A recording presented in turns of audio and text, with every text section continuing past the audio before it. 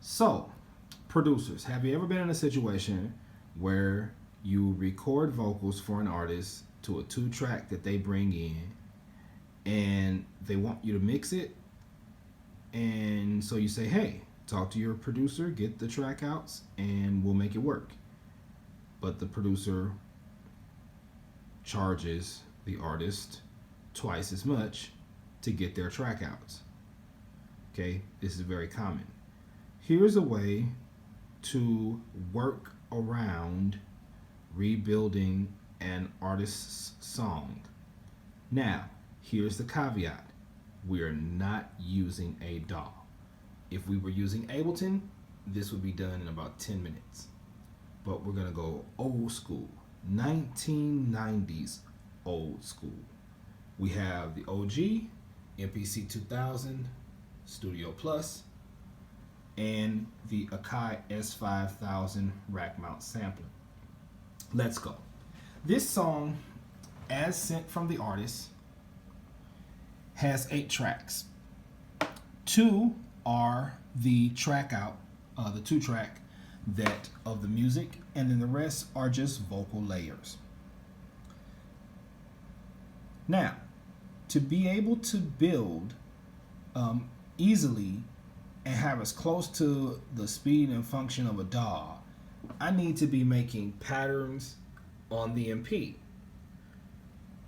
Well, each of these files that the client sent is, 3 minutes and 20 seconds long.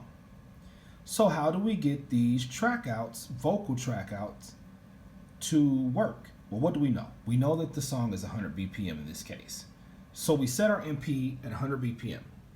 We know we have individual files for the vocals, so we create a multi where all of the vocals, each vocal sits on its separate part, and the 2 track sits on its separate part.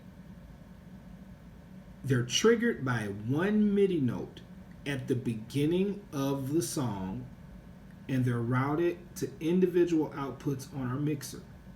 Now, if you don't have a mixer, that's okay. You would essentially use the volume and panning levels inside of the multi to essentially mix the song. But here's how it goes. We essentially 4-bar in, we play one MIDI note per track, and each of these tracks, background vocal A, background vocal B, background vocal C, comped vocal, the 2 track. Each of these tracks is one MIDI note that triggers each individual channel. The channels are separated.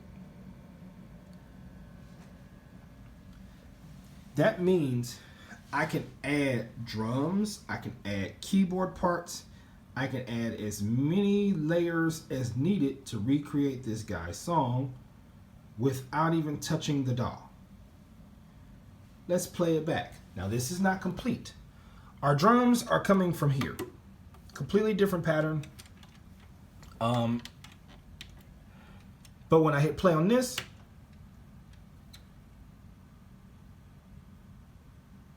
provided that my mixer's turned up, there we go.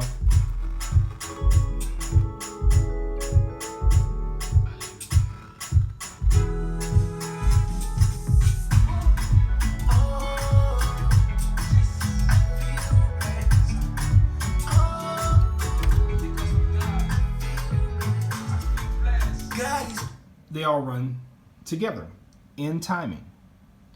Okay, so this can work with any sequencer. It doesn't have to be an MP. It could be, if you're going on a super budget, you can get a Roland MC50. It could be any hardware sequencer, and it can be any sampler that can do multi-timbral and has enough RAM to hold all of the files that you need. So let's go and look a little deeper. If you do have an AKAI, it is a little bit easy because each of the samples exist on its own program, and each of the programs exists on its own multi. We only use maybe 60% of our RAM. But the great thing about this is if you're mixing dollars, none of this is taking any CPU to do. You know, this is all running into a console. The drums are running separate, the vocals are running separate, and I have effects on the floor. But that's basically how you get it done without a computer. Now, I have a multi-track here. Well, dude, why don't you use the HD24? I will eventually. But I can't edit on the HD24 based on MIDI timecode. It just uses frames.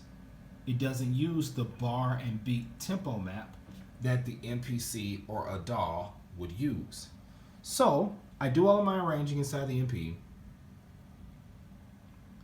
and the sampler, and then once I'm completely satisfied and done with the arrangement, we'll dump this stuff to the HD24 and then mix it from there. I hope I made sense. Again, this was done without needing the DAW. You don't necessarily have to get a computer or buy a new M1 to get music done. Thanks for listening.